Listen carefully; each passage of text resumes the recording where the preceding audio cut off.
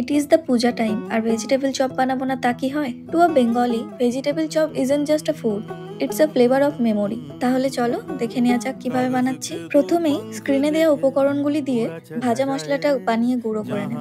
তারপর কড়াইয়ে তেল গরম করে কয়েকটা বাদাম ভেজে নেব এবং সেই তেলেই কিছুটা পাঁচফোড়ন দিয়ে আদা ও কাঁচা লঙ্কা বাটা দিয়ে দেবো। আদার গন্ধটা একটু গেলে তার উপর কুচানো নারকোল দিয়ে তারপর একে একে বিট, গাজর, মটরশুঁটি, নুন, হলুদ দিয়ে নেড়ে নেব যতক্ষণ না নরম হয়ে আসছে। এরপর ভাজা মশলাটা দিয়ে সিদ্ধ আলু ও বাদাম দিয়ে মেখে নিলেই রেডি হয়ে যাবে আমাদের পুরটা।